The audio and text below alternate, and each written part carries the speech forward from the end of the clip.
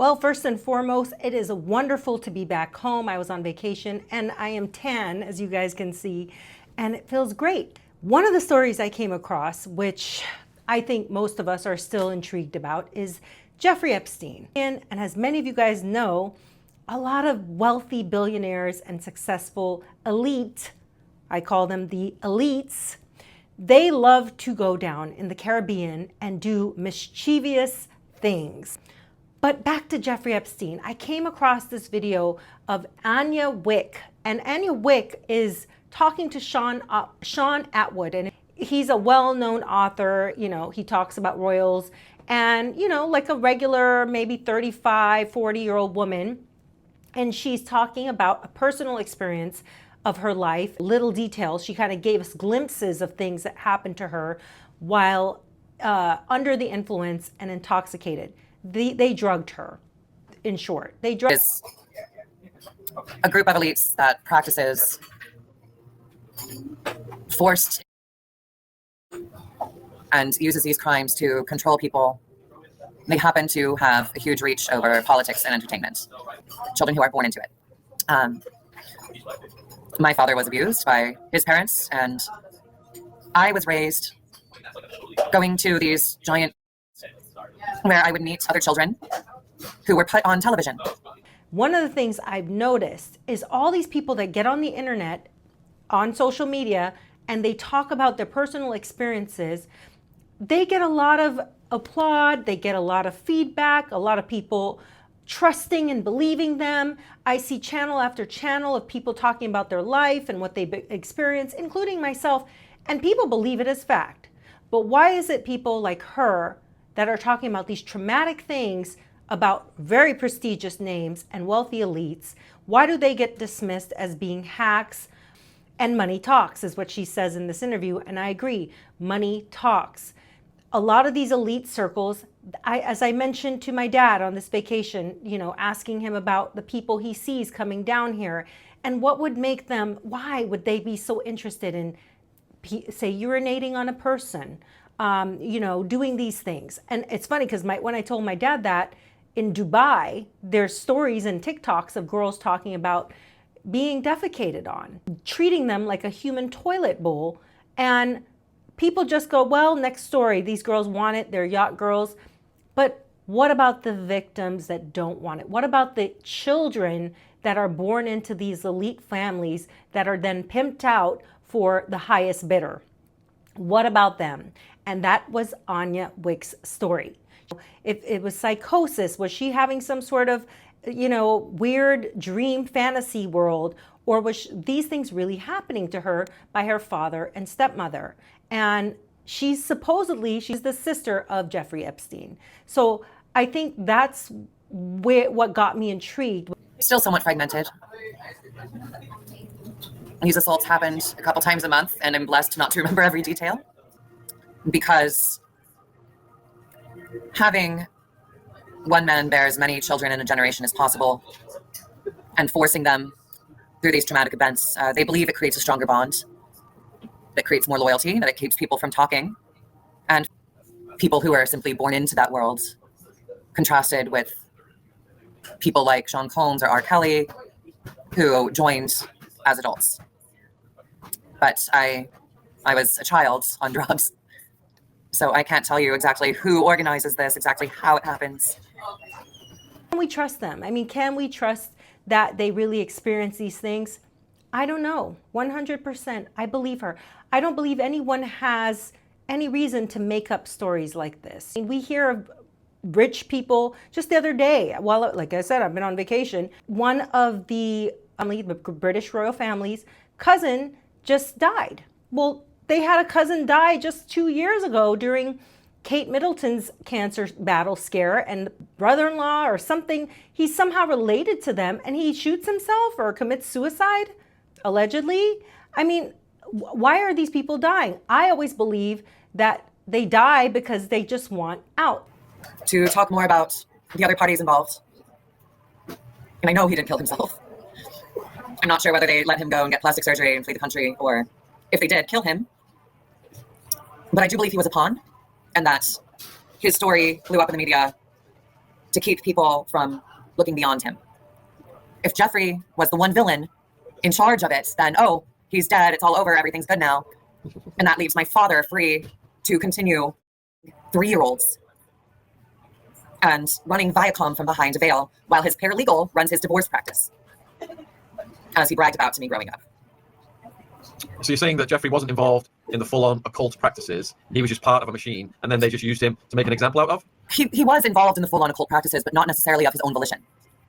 I have memories of men being forced. About the entertainment industry, she talks about the trauma bond that these people have. She talks about why she thinks they do it, you know, why she thinks these people continue to, it's kind of a, you know, well, my grandfather did it to me, I should do it to the other person. It's a cyclical thing of how do we escape this? And I truly believe, and she said something in this interview about even Harvey Weinstein, and Harvey Weinstein was not, he was a creep, a weirdo, assaulted women, all these things, but he didn't like the little children, was what she alleged. Okay, so that could be possibly why he paid the price of getting locked up. Who knows? Maybe Bill Cosby and R. Kelly had something that they arranged and then they backed out of, and you cannot go against these people. And the minute you do, you're going to be ostracized, you're going to be vilified, and they're going to find a way to destroy your life. We are Satanists. No. We are Satanists. You heard it, guys. That's really what this is about. This is a spiritual battle we're in right now. We're in a battle of good and evil. She talks about they are associated with worshiping Baal. I don't believe Epstein was a pawn. I believe Epstein enjoyed what he was doing up to certain things. And I don't know if he created an escape plan for himself or if someone hatched an escape plan for him. I truly believe that you don't get that level of power unless you're playing the game to win it. And Epstein was not just wealthy, he was well connected to even people right now currently sitting in Trump's administration. Of this sickness where they are actually attracted to small children. Psychopathic pleasure and sadism. He talks about psychopathic pleasure and sadism, things that a lot of us can't wrap our head around. The way I explain it is, think about having, Smex for the first time. It might be enough for you, your first experience, if it's not overcomplicated. And as things progressively get more and more, interesting, and you start piquing your imagination, you start trying new things, you start doing maybe some different types of activities, to kind of spice things up. I truly believe that these rich elites, they have so much pick of the litter. They have so many opportunities with different sexual partners, men, female, young, old, even children. They can't get enough. They can't be satisfied enough. It brings me to that video I saw on TikTok of a woman talking about, being a nurse, and imagine somebody coming into the hospital and saying that a gerbil is lost in their rectum. And that was a real true story based on one actor that I won't mention the name of, but you can go Google it. Think of Carradine, that died in Asia, pleasuring himself with, prostitutes. People can't climax anymore, and they get to the point where they're doing these things to get off. They can't get off anymore. They've done too much. It's satanic. It is a cult. And if you read your Bible, you'd know that this mirrors a lot of what was going on in Canaan, and it still continues to this day. I mean, if you look at a huge portion of the crimes committed in the world, it's mostly committed by men. Anya Wick says she tried to transition to escape the burden of being a woman. Do you think the death of Virginia is suspicious? Yes, I do. She talked about the Clintons being on the island. I have met both of them. She's met both Bill and Hillary. She talked about Bohemian Grove a lot in the beginning. That's something that people think is just speculation. Oh, Bohemian Grove is just a place that, maybe it's a ritualistic place, but they're certainly not sacrificing children. Certainly they're not doing these dark, depraved things. Who's to say they aren't? People have come forward and tried to tell the story of how dark Hollywood is. And you see it firsthand with your own eyes. Every celebrity that has gone into Hollywood has come out, gone in one way and come out another. Justin Timberlake to Christina Aguilera, all of them that were on Kids Incorporated and every TV show that was ever run in my generation, those kids end up a nightmare. Either on the streets, some of them drugged out, some of them still battling depression and drug addiction. They don't end well, and it never does. And I still don't understand to this day why children choose to want to be found by somebody in the entertainment industry. The problem is they show us their agendas, they show us in movies, they show us in television. You can watch every Black Mirror episode and you know your future, annihilating anyone they want to.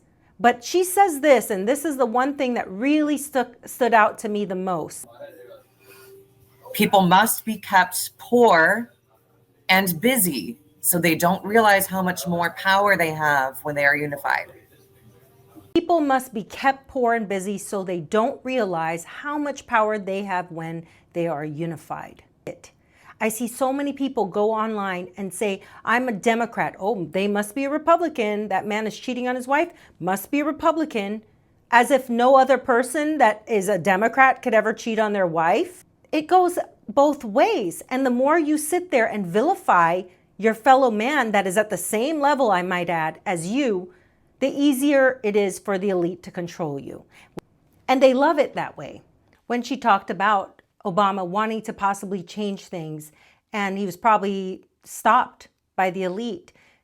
I believe that. I believe that a lot of politicians are not a part of those elite bloodlines.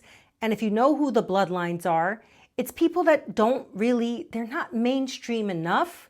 Think all the biggest agencies and companies in the world, they are part of the elite circle. They are the ones sacrificing their children. They are the ones running things. So these people are dark, evil people that have no good intention for mankind at all. They do believe that the nobility ranks are, I would say, in the Italian family, the Spaniard family, Spain, a lot of the Scandinavian countries, think Sweden, that's Switzerland, Netherlands, the Dutch, Germans, and Russians. So it's a game of perpetrating this thought process that they're anti one another when truly they're anti-poor, I would say African American, little Asian countries. Like they keep these countries impoverished and poor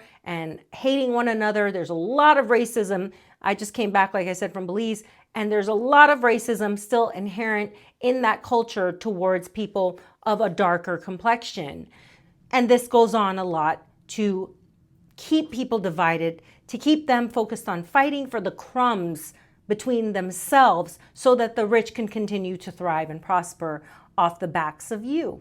This was one of those interviews that I would say go watch the whole thing, but in a nutshell, it is literally just her talking about the fact that the elite run the world. Politicians are intertwined with the elite because they help push through all of the policy and changes necessary for them to continue their corruption.